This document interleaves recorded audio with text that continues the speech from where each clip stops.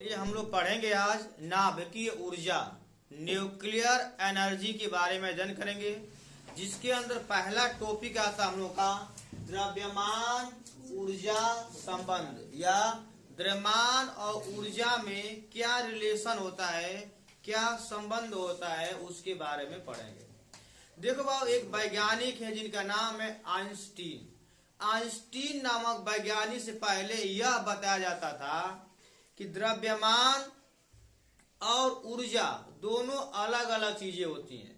द्रव्यमान आपका अलग है और ऊर्जा क्या है, अलग है। द्रव्यमान और ऊर्जा दोनों अलग अलग चीजें हैं। उन्होंने बताया किसी वस्तु के अंदर कार्य करने की क्षमता को क्या कहते हैं, ऊर्जा कहते हैं। और उन्होंने कहा कि किसी वस्तु के अंदर जो ऊर्जा होती है उस वस्तु की विशेष स्थिति अथवा गति के कारण होती है, न कि द्रव्यमान के कारण होती है। यह मत कब था, जब आइंस्टीन न थे, उससे पहले। आइंस्टीन से पहले ये माना जाता था कि किसी वस्तु के अंदर जो कार्य करने की क्षमता का ऊर्जा कहते हैं, तो ऊर्जा उस वस्तु की विशेष स्थिति अथवा गति के कारण होती है, न कि द्रव्यमान के कारण होती है। यानी उनका ये मानना था कि ब्रह्मांड में द्रव्यमान स्थिर होता है, वो बदलता नहीं है। अर्थात द्रव्यमान ऊर्जा संरक्षण अलग नियम है और यहाँ पे ऊर्जा संरक्षण अलग है। दोनों को अलग बताया गया। द्रव्यमान ऊर्जा संरक्षण अलग होता है और यहाँ पे ऊर्जा संरक्षण अलग है, अलग अलग काउंट किया जाता है। लेकिन जब आइंस्टीन नाम वैज्ञानिक ने आया तो कहा कि द्रव्यमान और ऊर्जा दोनों अलग अलग चीजें नहीं है। द्रव्यमान और ऊर्जा,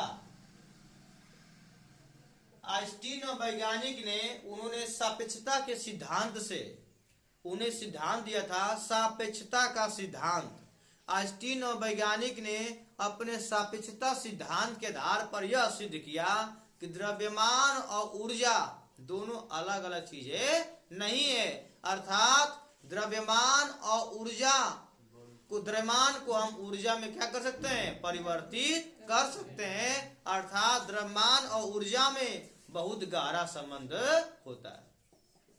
आइंस्टीन और वैज्ञानिक ने अपने सापेक्षता के सिद्धांत के आधार पर द्रव्यमान और ऊर्जा को दोनों को एक चीज मानते हुए या दोनों में बहुत गहरा संबंध मानते हुए उन्होंने सापेक्षता के आधार पर एक जो है समीकरण दिया, जिसे हम आइंस्टीन का समीकरण कहते हैं, E बराबर डेल्टा एम सी स्क्वायर। यही समीकरण उन्होंने दिया और कहा कि किसी वस्तु को द्रव्यमान को ऊर्जा में और ऊर्जा को द्रव्यमान में परिवर्तित किया जा सकता है, जहाँ C क्या है, प्रकाश की चाल है। और प्रकाश की चाल कितना होता है, 3 × 10⁸ मीटर प्रति समय। तो आइंस्टीन और वैज्ञानिक ने कभी कभी ऑब्जेक्टिव क्वेश्चन आता है कि निम्न में से कौन आइंस्टीन का समीकरण है। कभी कभी भी लिख देता है कि E बराबर एम सी स्क्वायर, ऐसे भी लिखता, दोनों सेम है। डेल्टा एम क्या है, द्रव्यमान में परिवर्तन है, यानी कि क्या है, फिक्स द्रव्यमान। ऐसा में तो याद रखना, या तो ये आ सकता हो तो ये दोनों क्या है, सेम है। तो यही अब पूछता कोई आइंस्टीन का समीकरण क्या है, आपको याद होने से E बराबर एम सी स्क्वायर। आइंस्टीन का समीकरण क्या है, E बराबर एम सी स्क्वायर। इसका मतलब क्या है, सर ऊर्जा को द्रव्यमान में, द्रव्यमान को ऊर्जा में परिवर्तित कर सकते हैं। जितना अधिक द्रव्यमान रहेगा उसकी ऊर्जा उतना ही क्या होगी, अधिक होगी। जैसे एग्जाम्पल, अगर मान लीजिए अगर छोटा सा एक कील है, अगर इस दीवार में मान लो सब दीवार है और इस छोटे से कील को लेकर के अगर यहाँ पे मान लो सपोर्ट 100 ग्राम का है, लेकर के यहाँ पे आप ठोक रहे हो सकता है कि कील को अंदर प्रवेश करने में बहुत ज्यादा समय लगे, क्योंकि द्रव्यमान कम है, हल्का है, मार तो रहे हैं यहाँ पे लेकिन उतना चोट नहीं दे रहा है। अब लिया करके आप हथौड़ा लिया करके 5 किलो एक बार मारोगे, एक बार में क्या होगा, कील अंदर प्रवेश कर गई। मतलब जितना अधिक द्रव्यमान है उतना अधिक क्या ऊर्जा। मान लीजिए छोटा पत्थर से मारे उसको, अभय को सर कहाँ चोट लगबे नहीं किया, उठा के मार दे कीटा, अरे सर आय माय आय बाप, हाँ हॉस्पिटल ले जाइए, है कि नहीं। मतलब मतलब कि द्रव्यमान बढ़ेगा, ऊर्जा क्या हो गई, बढ़ेगा। उन्होंने आइंस्टीन ने सिद्ध किया कि द्रव्यमान को ऊर्जा में परिवर्तित करने का एक समीकरण है जो क्या है, E बराबर mc²।